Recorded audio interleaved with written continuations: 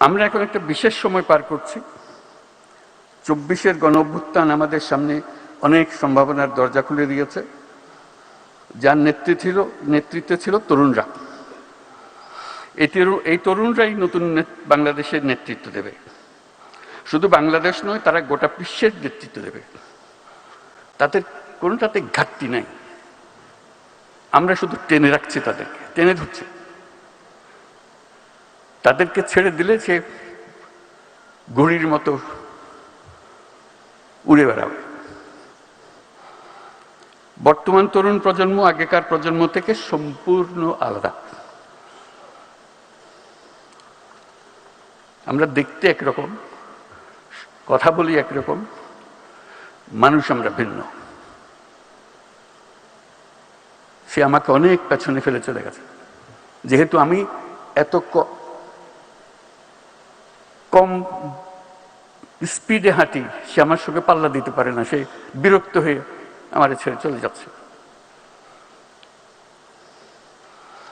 আজকের তরুণরা পৃথিবীর ইতিহাসের সবচেয়ে শক্তিশালী প্রজন্ম। এটা বিশ্বব্যাপী যে প্রজন্ম, এটা পৃথিবীর ইতিহাসে এত শক্তিশালী প্রজন্ম আর হয় নাই, এমন শক্তিশালী। আরএফএল চেয়ার বলে চেয়ার মানে আরএফএল চেয়ার, ক্ষমতার নয় সমতার চেয়ার। তারা কি সর্বকালের শক্তিশালী? না, সর্বকালের শক্তিশালী না। এর পরের প্রজন্ম এর থেকে আরো বেশি শক্তিশালী হবে। এই দুই প্রজন্মের মুখ দেখা দেখি হবে না, এরকম অবস্থা। এর কথা এরা বুঝবে না। এইভাবে এটা চলবে। এই শক্তিটাকে আমরা কাজে লাগাতে পারছি, তাকে রিকগনাইজ করতে পারছে না, তাকে রিকগনিশন দিচ্ছে। রিকগনিশন দিলে সে এগিয়ে আসতে পারতো, কাজটা করতে পারতো। এই যে পরিবর্তন, এই যে শক্তিশালী হয়েছে, তার এসেন্সটা হলো প্রযুক্তি, যেটার বিষয়ে আমরা আলাপ করছি। ওর কারণেই সে ভিন্ন। সে আমার ছেলে, আমার মেয়ে, কিন্তু ওই যে বললাম, তার কাছে আমি গুহাবাসী। যেহেতু তার কাছে ওই শক্তি, আলাদিনের চেরাক তার হাতে, এই আলাদিনের চেরাক দিয়ে সে যা ইচ্ছা তাই করতে পারে। আমি একটা বাক্য রিপিট করি, আবার এখানেও রিপিট করি।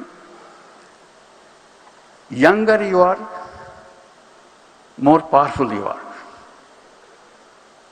যতই তরুণ ততই শক্তিশালী। এটা একটা খুবই সাধারণ বাক্য, কিন্তু এটার প্রয়োগ সাংঘাতিক। মা বাবার চাইতে ছেলে মেয়ে শক্তিশালী, চিন্তায়, ভাবনায়, দৃষ্টিতে আমরা স্বীকৃতি দিই না।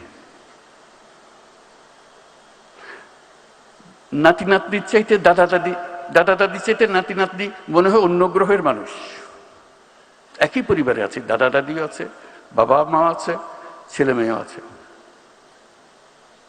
কিন্তু ভিন্ন গ্রহের। আমরা মানতে চাচ্ছি না। তাদেরকে টেনে আমাদের গ্রহের মধ্যে চেপে রাখতে চাই, এখানে থাকতে হবে, খবরদারিটা করিস না, খবরদারি না, ওই খবরদারি করছি। তার শক্তি যাতে প্রকাশিত না হয়, এই চেষ্টা আমরা এত ডেডিকেটেড, যাতে তার শক্তি প্রকাশ না পায়, কে টের না পায় যেন তার শক্তি আছে। এরকম একটা সমাজ গড়ে তুলেছি আমরা।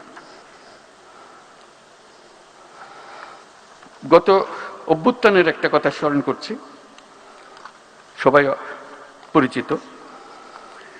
ইন্টারনেট যখন বন্ধ করে দেওয়া হলো,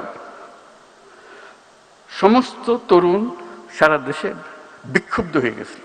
সে বিক্ষোভের পরিমাণ এত ছিল, তারা ফুটন্ত তেলের মতো টকবক করছিল। কি হয়েছে?